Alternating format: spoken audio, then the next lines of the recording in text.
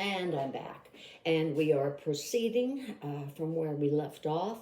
The, the leaves have, cooking the cabbage is a little bit tricky, and you have to be very careful because the water, you need a big pot, and you boil them in water until you can easily get a fork through them, and then you take them out, and of course they have to cool down because they're very hot. The other way to do it is you can freeze them. I've never had that much luck with freezing them overnight, and then the leaves come off much more easily after it's thawed. So I do it this way, but whatever is going to serve you the best, that's what you need to do. Anyhow, here's the meat that I mixed with the rice and the herbs and spices. I have a really nice leaf of cabbage, and like I said, normally you won't have heads of cabbage quite this big. You need to cut off that tough core that's on the end there. And if you bake or cook with cabbage, you know what I'm talking about. And then you can take your filling with a big spoon. And this is going to be a pretty big, this is going to be a single serving for dinner. Sometimes, like I said, you might want to do a couple, but this is going to be, I'm not going to get that many out of this amount of meat and cabbage, but it will definitely be a single serving in this case. But what you do is you spoon the filling in here, take this end that you have trimmed, and you start to roll. You want to roll it as tightly as you can, because in the baking process, it will start to unravel if you haven't secured the ends well. But I'm just rolling it, and it is done. And that's what now I got a little hole in here. There must have been one. Now I would just put that up against a side in my dish. If you're feeling insecure about trying it, sometimes people use a toothpick to put it in there so that it won't fall apart. But my bet is that that's not going to happen.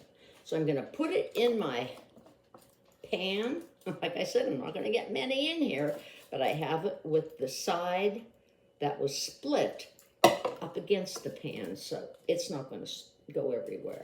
And I also put some leaves on the bottom of the pan, and this is an old pan, and I'm just putting aluminum foil in there to help with keeping it under control. But I put some of the leaves that were broken in the bottom of the pan.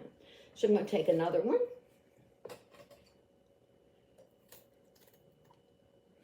Do the same thing. Remove these, and you can just throw those in the pan too. And a nice generous helping of filling. And I love these. I love them with just a little bit of butter and maybe more seasonings. Some people use other things in it. Some people will use Italian herbs.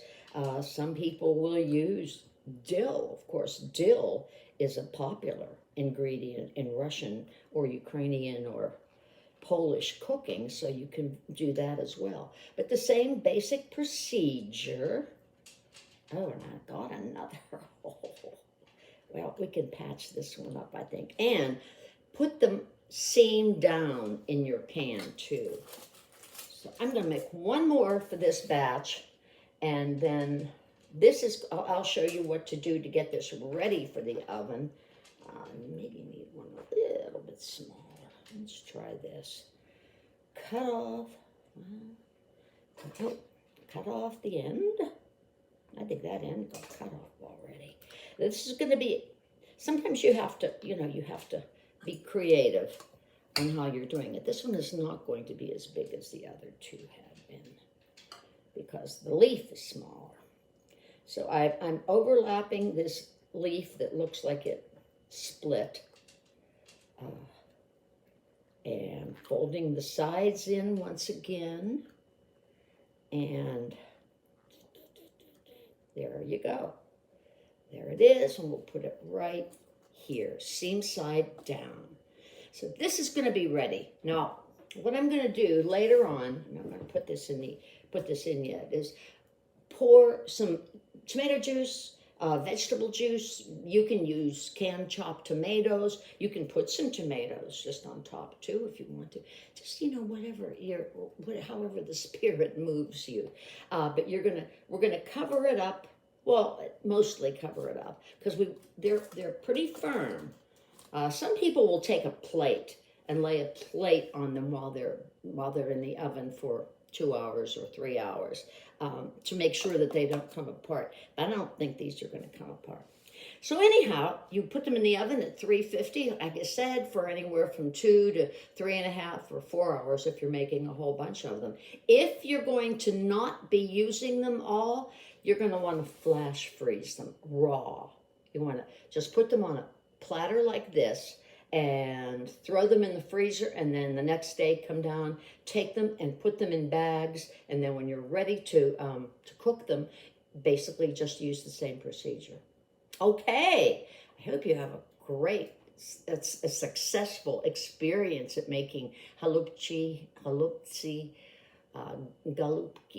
cabbage rolls, pigs in the blanket, you name it. Thank you so much for dropping in. I'm back, and through the magic of technology, the cabbage rolls are done, and it takes about 2 to 3 hours on a 350 oven to make sure that rice is cooked, and that's what you have to keep testing for. But let me see what we have and show you what we have, and hopefully everything tastes lovely, and you will get that feeling of the Ukraine and Eastern European cuisine. Halupki, yeah, they're going to drip a little bit. Don't worry about that. That's okay. Anyhow, to all of you out there, smacznego, bon appetit. Join us again. Take care, be safe, and like us and follow us if you would be so kind.